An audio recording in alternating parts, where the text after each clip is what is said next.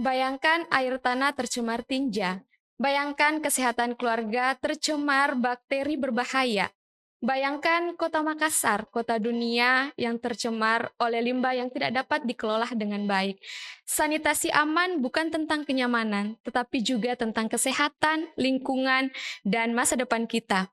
Apakah kita siap untuk mewujudkan kota Makassar yang lebih sehat dan bebas dari pencemaran tinja? Nah, Sobat Kabar Makassar, sekarang kita berada dalam podcast Apa Kabar Makassar, dan kita akan membahas tema mengenai sanitasi aman untuk semua. Nah, bersama saya Miftahul Rizka, dan tentunya saya sudah ditemani oleh narasumber kita yang sangat-sangat luar biasa sekali.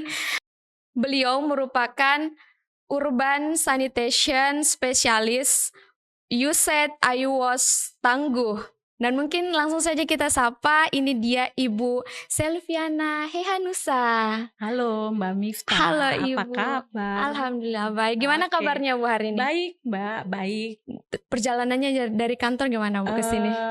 Makassar sedikit macet ya sekarang. Iya. Ya, tapi senang karena bisa ada di sini. Dan terima kasih juga Ibu sudah mau hadir di studio kami. Nah, terkait dari tema tadi yang saya sebut Ibu mengenai sanitasi ya. Nah, mungkin kita bisa mulai dari rumah tangga ya Ibu. Bagaimana sih sanitasi di rumah tangga itu? Apakah sudah bisa dikatakan yang aman, sanitasi yang aman? Oke. Mbak Miftah, mungkin kita akan lebih mempersempit ya sanitasi. Dalam hal ini kita akan membahas air limbah domestik. Air yang berasal dari rumah tangga kita. Iya. Nah, air dari rumah tangga tuh ada yang black water, itu tinja dan urin. Dan air grey water yang ada dari kamar mandi kita, dari dapur, dari tempat cucian. Itu air limbah domestik ya. Nah, kita fokus di situ. Dan kalau bicara sanitasi aman, betul. Kita mau bicara sanitasi aman ya. Aman bukan berarti bahwa tempat tinja kita jamban dengan tangki tinja atau tangki septik yang biasa kita sebut, itu bagus, terbuat dari tehel yang bagus ya, merek terkenal, lalu aman. Tidak. Oh, belum tentu ya Ibu? Belum. Yang dikatakan aman adalah jamban dengan tangki tinja kita yang sudah kedap, ya, tidak bocor kemana-mana, kemudian dilakukan penyedotan oleh pemerintah Kota Makassar atau juga kota-kota sekitarnya ya, ada Goa, ada Takalar, ada Maros. Nah, yang sudah punya truk tinja disedot, kemudian dibawa ke instalasi pengolahan lumpur tinja, diolah. Nah, itulah yang namanya sanitasi aman. Itulah rangkaiannya. Jadi bukan soal kita bilang oh saya punya tangki tinjanya bagus, bahannya tidak pernah bocor. No, itu tidak aman. Itu baru dalam tahap kedap, aman, harus disedot. Betul. Terus kalau peran dari Yuset Ayuwas Tangguh untuk mendukung percepatan akses sanitasi nih Bu, sanitasi yang aman, khususnya di wilayah Kota Makassar. Nah, mungkin Mbak Miftah sedikit aja informasi bahwa Provinsi Sulawesi Selatan itu punya target di 2029 harus 15% sudah mencapai sanitasi aman. Ya, 15%. Jadi 24 kabupaten kota ini mendukung Sulawesi Selatan untuk 15% tercapai. Makassar sendiri untuk nanti di 2029 tahun ini aja 2024 itu harusnya 20%. 20% harus aman. Nah, target-target itu kan lumayan besar. Nah, inilah kami Ayuwas Tangguh yang membantu, kami mendapatkan mandat dari pemerintah pusat, dalam hal ini Kementerian Teknik yang dikomandai oleh Bappenas. Kami bekerja sama dengan pemerintah provinsi, pemerintah kabupaten ya, Makassar, dan juga ada Maros, ada Takalar, ada Goa, ada Baru untuk melakukan peningkatan sanitasi aman ini melalui pengelolaan air limbah domestik yang ada di rumah tangga. Mulai dari bangunan bawah tangki septik, mendorong pemerintah untuk ada operator, ada sarana prasarana IPLT, truk tinja, dan juga memberikan pelatihan-pelatihan, peningkatan kapasitas. Itu adalah tugas dan juga fungsi kami yang mendapatkan mandat dari pemerintah pusat. Oke, baik Ibu. Mungkin kita kembali sedikit ke persoalan sanitasi aman ya Ibu.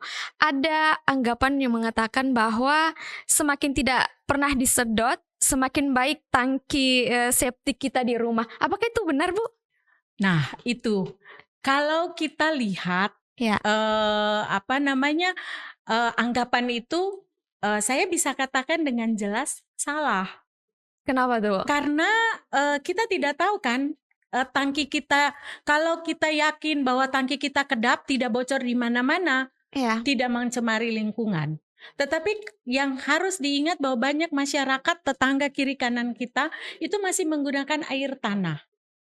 Iya, kalau betul. Misalnya tangki septik ya, saya sampaikan tangki septik aja tidak kedap, bocor di mana-mana, maka kuman, bakteri itu mengalir mencemari air tanah kita, ya, dan akhirnya jangan sampai kita minum airnya. Betul sekali, itu berdampak ke diri kita juga. Nah, kemudian haruskah dilakukan penyedotan Ibu? Toh kalau memang dilakukan penyedotan itu peraturannya harus berapa kali setiap tahun? Harus dilakukan penyedotan untuk kenyamanan, untuk kesehatan lingkungan, dan juga untuk kesehatan di rumah tangga kita sendiri. Betul. Ya. Berbeda-beda regulasi, jadi ada peraturan air limbah domestik, Perda, peraturan daerah yang mengatur tentang waktu penyedotan lumpur tinja. Bermacam-macam. Kota Makassar itu 2 tahun sudah harus disedot. Berarti 2 tahun sekali? Ya, 2 tahun sekali. Kabupaten kota lain yang daerah dampingan kami itu 3 tahun harus ada penyedotan. Dan penyedotan lumpur tinja ini di tangki septik Mbak Mifta, biasanya kami lakukan sensus supaya tahu di mana lubang sedotnya, di mana jenis tangki tinjanya, itu kami lakukan. Tetapi kalau misalnya memang belum dilakukan, maka kondisi tangki septik seperti apapun harus dilakukan penyedotan. Terus kalau kita lihat dampak terburuknya Bu, apa yang akan terjadi jika tidak melakukan penyedotan? Pertama itu pencemaran air yang pertama tanah. Pencemaran. Kemudian yang kedua, kalau misalnya tidak kedap, lalu tinja. Ini ada juga Mbak Mifta yang kalau dia pakai tangki tinja otomatis harus disedot. Tetapi hati-hati kalau misalnya dia tidak punya tangki tinja, tapi pipanya menuju ke got atau ke saluran. Lalu datanglah lalat, lalu datanglah nyamuk dan lain-lain. Kemudian bisa menyebabkan penyakit. Ada tifus, diare, ada juga kulit, sampai pada akhirnya sekarang penyakit yang yang sekarang kita sedang booming ya, stunting itu karena berasal dari pencemaran air limbah, pencemaran air tinja. Tapi kalau dilihat-lihat Bu, kenapa di bagian daerah itu justru khususnya di daerah saya sendiri ya, saya ambil contoh kasus Ibu, itu kok banyak ya kasus stunting, sedangkan kalau mungkin saya yang kurang literasi Bu mengenai di kota-kota besar, tapi kok kebanyakan kasus stunting itu terjadi di pedesaan? Pertama karena ketidaktahuan masyarakat. Tinja dibuang kemana saja sembarangan, ya kan? Yang kedua mungkin tidak tersosialisasi, tidak terpromosi. Betul. Nah, dan kalau kami di Sulawesi Selatan, itulah peran kami, Mbak. Kami ada kegiatan promosi, advokasi, bagaimana mengajak masyarakat untuk membuat jamban yang baik, yang sehat ya, tapi walaupun belum aman, nanti sampai kepada promosi penyedotan.